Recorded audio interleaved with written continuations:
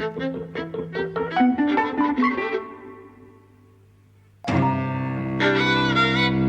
and welcome to Eavesdropping at the Movies. I'm Mike. And I'm Jose.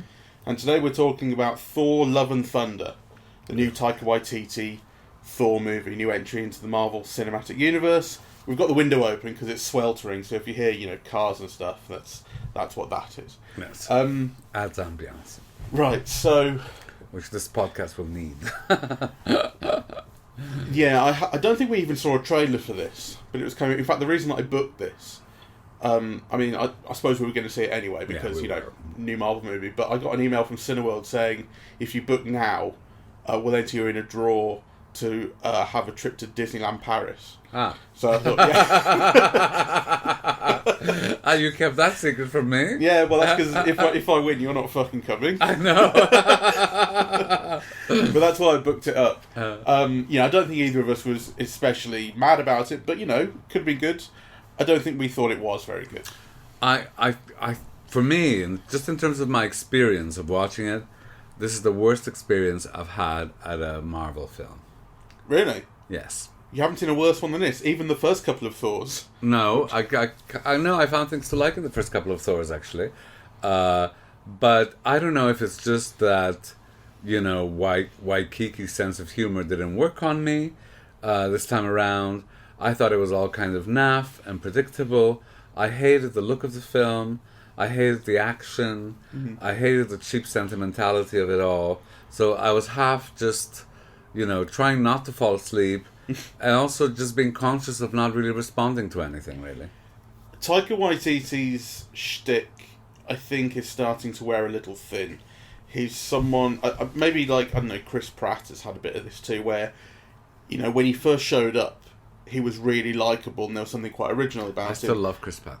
Okay, but I know, he's a Christian and so on, but I like him. But he got overexposed quick. Yeah. And I kind of think that might be starting to happen with Taika Waititi.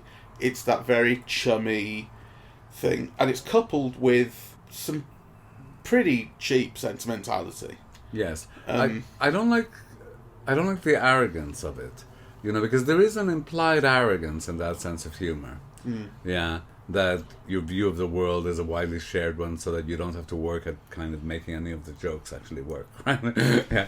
It's implied as if somehow your own personality carries your jokes through. Yeah, well, and for some people, he can do no wrong. So I was trying to imagine it wasn't a very full cinema, and I was trying to imagine how this would feel in a cinema that was full and really enjoying it. And there were two things, which was one, I couldn't really imagine that plausibly, and two, I kept on thinking about how much I would hate all the people in that audience if that was the case, And it's not that his jokes don't. There were points in the film where I laughed, and there's the business with Thor and Mjolnir. I didn't mind. Thor, Mjolnir, and Stormbreaker have a kind of love triangle thing going on, which is actually kind of fun. And there are moments when those scenes work, but it's very all over the place, and a lot of the humour did fall flat. And some of that is, mood, but some of it. The thing I mentioned to you actually in the cinema, which is when he's saying goodbye to the Guardians of the Galaxy at the start, and Chris Pratt's Star-Lord is, go, okay, well, I'm going to go now. And Thor is going, take the ship. I'll give you the ship as a gift. And Chris Pratt goes, oh, right, you're giving me my ship as a gift. And it's a scene that you've seen before where the one character is oblivious to the fact that the other character doesn't care. I hated it. I hate that kind. For one thing, it's actually a specific kind of joke that I really hate because it's so nonsensical. It doesn't make sense that Thor is this delusional. No, I hated that characterization of Thor.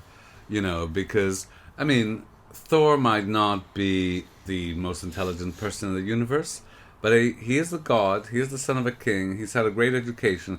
To make it like some trailer trash surf boy bum is like. It's not keeping character at all, and I don't understand it. And then it makes me, what does Dr. Jane Goodall see in this surfer bum? Like Dr. Jane Foster. The whole thing, all of the relationships in the film fall apart when you make Thor so dumb, right? And the whole humor revolves around him. All of a sudden, have become so stupid, really. And then the sentimentality relies on him not actually being all that stupid, because ultimately he knows that he's lying to himself about not being in love and all that kind of stuff. Yeah, but still, he is meant to be stupid. So he's meant to be good-hearted, right? But stupid, right? And I think you can't have Thor stupid. Yeah, and making jokes about his kind of stupidity, to me, just fall flat. Actually, making jokes about anybody's stupidity would kind of fall flat. I didn't find it endearing.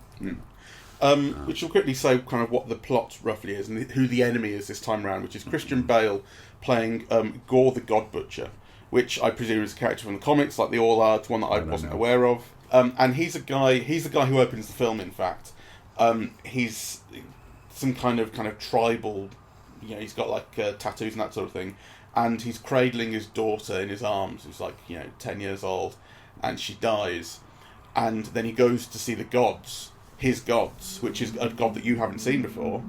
And he kind of, cries for help and all that kind of stuff. And, is something coming now? That kind of thing, the eternity that my daughter's going to. And it turns out there is no eternity, and the god is dismissive of him, laughs at him, And so I'm thinking, is there satire coming, right? Is this going to be about the gods who we put on our pedestals and the fact that we shouldn't be doing so?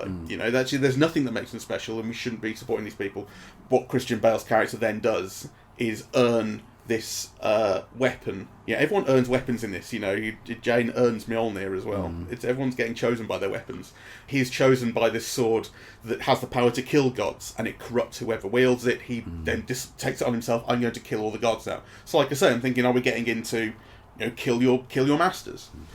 It would have been so much better had it been that way. Right, like it mildly approaches that when you get to the scene where there's a kind of council of gods. I can't remember what they're called, something city, where all the gods live, basically, and hang out, and Odin is kind of king of the gods, god of the gods. Zeus. Sorry, what did I say? Odin. Oh, sorry, yes, Zeus, played by Russell Crowe. So Zeus is god of the gods. And they're in this kind of opulent palace, and there's gold and crystal and all that kind of stuff, and it's all about who's going to be at the orgy this year and so on. It looks awful. Yeah. And again, I'm kind of thinking, is the film approaching this? This is the gods don't care about the people. Zeus is saying things along those lines. This is a minor person who's killing us. We don't need to worry about this. He's only killing minor gods. We don't need to worry. But the film never gets as far as repudiate, because ultimately Thor is still going to wind up being a god at the end of this, and a god that we deserve to have, and the right kind of god. It's never a film that's going to say throw the gods away. We don't need them. The film is too cute and too smug about itself. Really, I mean. What surprises me is that I liked a lot of the performances. I mean, I like Chris Hemsworth doing that stupid surfer dude, comedy against himself. I just don't like him doing that in this role, right? Right, yeah. And I thought Christian Bale was fantastic, and I thought, what's his name, who played Zeus, was fantastic. Oh, Russell Crowe, yeah. Russell Crowe, yeah, he was funny and... and I loved the cameos with Matt Damon and Luke Hemsworth and so on. They were also, you could see they were having fun and so on. It's just that it barely gets a laugh, and they don't add up, right? So you have all of these wonderful moments that these collaborators bring in, and that must be a result of the direction to a degree, or the director must certainly free them. But, then the scenes are flaccid. The film is very ugly to look at. I thought the aesthetic was terrible. And those scenes that you're talking about, which is like Las Vegas multicolored, kind of, it looks like an Indian wedding on acid, right? It's just extremely ugly. And also kind of purposeless. You don't know what this image is meant to be conveying, really. So I really... Well, I think that in particular was about opulence and that kind of thing. And, sure. About the luxury in which these people live, these gods live. But he doesn't do enough to contrast that with the way that their people live, right? Yes. He just talks about how the gods are certainly they certainly find those people disposable, so it does have that, but it's not doing enough with it. I also think that the projection in particular didn't help. No. We would normally have seen this on the IMAX screen at Cineworld, but I booked it on a regular screen, and I do wonder whether it would have looked a lot better on the IMAX. Cheapo moment. Yeah. Oh, yeah, no, because I've got no money. You have to pay the surcharge for IMAX. And I do wonder whether it would have looked a lot better on the IMAX. Maybe. But I think that's no excuse. But I still take your point. And I hated even all the gay stuff, which I should welcome. right? So obviously, what is the Asgardian warrior? Valkyrie is Tessa Thompson's character. Okay, Valkyrie. Yeah. Yeah, so I really like Tessa Thompson, right? And she's so charming and charismatic. But there was actually something about, the way that the lesbianism of the character is depicted that I also thought was smug and, full of itself, really. That thing where she kisses the woman's hand. And I just didn't I maybe can't articulate why it rubbed me the wrong way, but it did. Yeah, it felt kind of superior somehow, right? And likewise, even, the stuff with the stone face. Korg at the end, which ostensibly has bothered a lot of people. I think if that bothers a lot of people, they really want to be bothered because really it's so ineffectual. But I also thought it was like too cutesy poo, full of itself, really. And his new stone boyfriend has got a big Village People handlebar moustache. So it's like that's how we identify that he's gay. So I mean, and I like Taika Waititi, but this one just kind of, I don't know if it rubbed me the wrong way or I'm in a bad mood for it. But like I said, I was just veering between trying not to fall asleep and just finding it dull. I mean, it's even hard to be angry at it or anything. It just kind of fell flat all the way through. And it also felt loose and flaccid in a way that might be, entertaining and idiosyncratic and rough around the edges, good in a little independent film, but actually just felt kind of jagged and ineffectual and kind of, lazy. I do think Christian Bale was good, you mentioned. Yes, he's good. I agree with you, and which is surprising for me, actually, for a character who is really drawn so thinly and not given very much time either. Certainly not when we're building up most of the film. He opens the film and then you don't see him for a very long time, really. We're spending a lot of time just piss-arsing about with Thor, and getting into sort of... He went off with the Guardians of the Galaxy at the end of, I guess it was Endgame. That was going to be his new thing, and I think it was then assumed, at least I assumed, we'd get a film out of that, And actually we get basically an opening scene out of that explains this is the kind of thing they've been up to, and then he leaves them. But I mean, the kind of stuff they've been up to is not funny enough, so I'm sort of glad that we weren't subject to a whole film of it. God. And also, I don't really like the Guardians of the Galaxy, but that's more of a personal taste thing. Yes, I like that very much. The first film I loved. Yeah. But yeah, Christian Bale, like his character is so thinly drawn. It is just he loses his daughter, is very, very angry about it, and goes, "I'm going to kill every god that exists." And he kind of looks kind of a bit Voldemort-y. But then he when he steals the kids from Asgard, I thought actually this is quite creepy. In a really good way. Like I want him to be threatening, and he is being really quite threatening here. He is. So even though it looks, I think if you saw him on paper, you'd go, this is quite unimaginative, the way he looks and the way he sounds and the way he feels. But no, I actually liked all of that. I think he plays against the kind of lightness of the rest of it very well. Yes. He's got a certain kind of weight and authority that the rest of the film lacks. Yeah. I also hated what they did with the Natalie Portman character. To just kind of turn her into Thor, right? I thought that was kind of lazy as well, as if you can't make that character interesting, and appealing and arresting within its own terms. Yeah, you've got to kind of, turn her into like a female Thor to make her interesting. I assume that comes from the comics as well. I don't think these films. I'm not saying it's an excuse, but I don't think these films ever have an original thing like that going on. It's always something that's been drawn from a storyline from the comic. Well, if it's drawn from a storyline, it's it doesn't make any difference. I still thought it was kind of a lazy way of making her more interesting. Well, I think the thing that is interesting about that is the thing about her covering up her cancer and finding that Mjolnir, who she has now earned, as I said, has chosen her. Is giving her kind of life, until it turns out that actually the great power of Mjolnir is draining her life. But it doesn't look like when she puts down Mjolnir, she turns into this desiccated, cancer-ridden thing. And when she's holding Mjolnir, she's fucking Lady Thor or whatever. What do they call her? The Great Thor or something. She gives herself a special. The Mighty Thor. Mighty Thor. That's it. So that's kind of that is where that could be interesting. And it's not made interesting enough. And that's ultimately where you're supposed to find the kind of relationship with Thor interesting, that they're both lying to themselves and have been lying to themselves, and ultimately they love each other. But it's never made enough of. It's not. it's not interesting enough. It's not moving enough. In fact, it occurred to me that one of the reasons that I was glad that we didn't get a Thor plus Guardians of the Galaxy film in its own right is because there was no chemistry between them at all. Well, I think what I really hated was Thor, and actually I think that comes out of the arrogance of Chris Hemsworth, who's really game. Yeah, he's the kind of actor I love because he just goes for it, right? But there's also all these attempts to make him look cute. So, oh look, here's Chris Hemsworth fat, as if that in itself is meant to be like the great joke. Ha ha ha ha, he's fat, right? And then, oh, here he is, he's naked. Ha ha ha, doesn't he look gorgeous, right? And then here he is, he's stupid, right? Of all the things that you pick to laugh about, they're all kind of patronizing and unappealing, right? And kind of a real disservice to the audience, I think. And collectively, they're like, ugh. Yeah. Yeah, actually, he is kind of the least appealing thing about the film, in a way.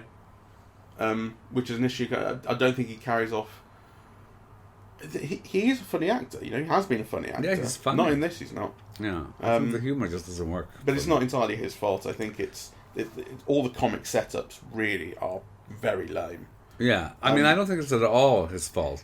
I think, is somebody probably suggested, isn't it a good idea to make Chris Hemsworth fat, and try to make 10 jokes out of that? And they should have said no. Well, the fatness did, they play on it here, but the fatness did start in Endgame, because the thing in Endgame was, after was it a few years after the snap? Yes. Then he's decided I'm no god anymore, and he's become fat and he's playing video games. That's where that came from initially. Yeah, and it didn't bother me there, actually. Okay. But I think it was here it did bother me, because it went on, and then also because of what it was paired with, the stupidity and the nakedness, as if you're all meant to go and faint in an orgasm at seeing a 45-year-old man naked. Please, from the backside.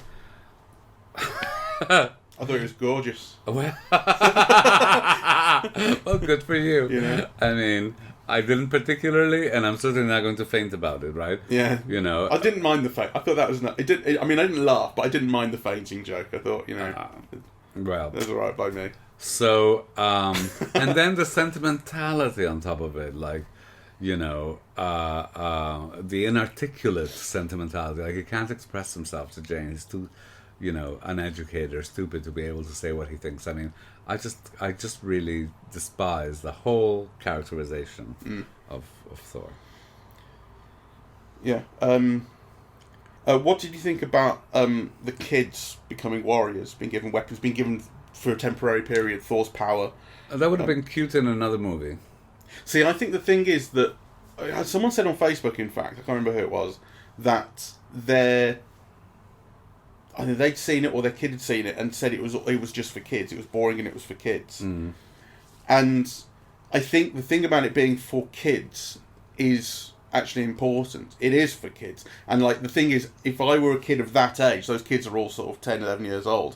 If I were a kid of that age watching this film, I think I'd be very excited by that. It's the kind of thing that I would like. But then you would need to give more attention to the children. Yeah. And you would need to make the children central rather than sidelines. Because the girl is brought in at the beginning and at the end, right? And the children are brought in in a gang, in an almost undifferentiated gang up towards the end. So, I don't know. Maybe it does work for kids better than it does for adults. But even if it does work for kids better than for adults, it's still not much. Yeah, and the thing is, I want to think about the film. I would like the film. I think the film thinks of itself as being more for kids than most Marvel films are. And actually, Marvel films are for kids, really, in some sense or other. And this one, I think, is playing up on that. And not just with those child characters, but I think with the general tone of a lot of it. But then it's also full of swearing.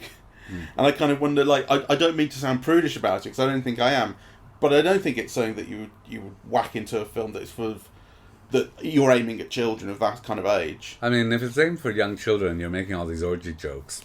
Yeah, because there are lots of there are definitely jokes in films that you miss as a kid, and then you watch it 20 years later, and you go, I can't believe I didn't see that very obvious sex joke. Or so. In the first Toy Story, when they meet Buzz for the first time, and Woody's very jealous of him, and he's got his laser, and Mr. Potato Head says he's got laser envy.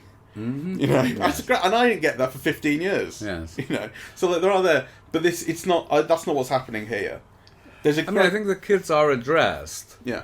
You know, thus the reason why there are so many of them in the film.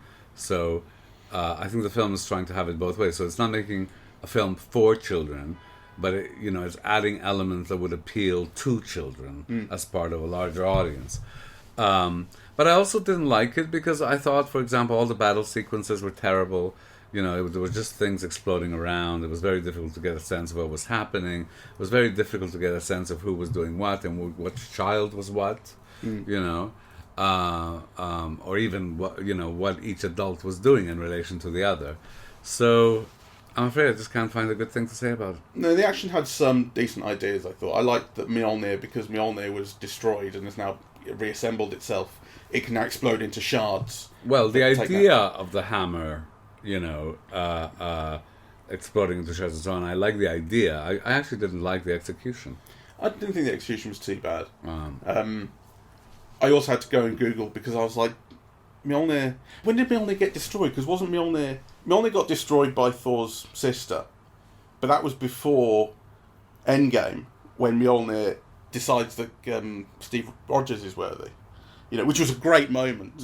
Actually, it made me reflect on that because, like, that in the cinema, that was a great moment, and people cheered when Mjolnir flew off to Captain America.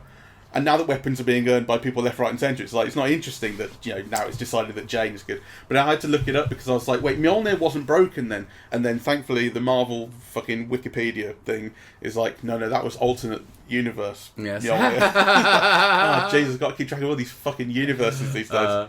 But actually, I'm glad you mentioned, Infinity War, because it makes you realize how poor this film is.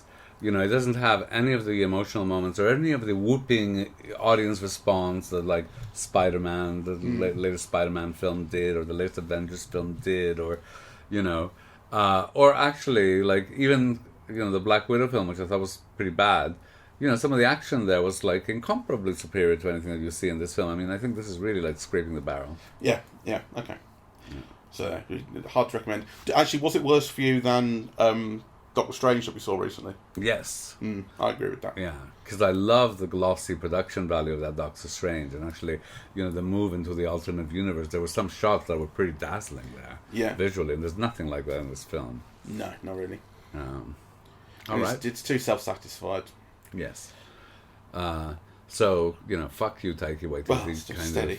Well, no, it's like, because he did seem like such an original voice with so much potential. And this is really taking that original voice for granted, as if it's in itself appealing, as if you don't need to do anything with it. It does kind of feel like that thing of when someone has been told uncritically that they are great for 10 years. Exactly. And they're starting to believe they're in bullshit a bit.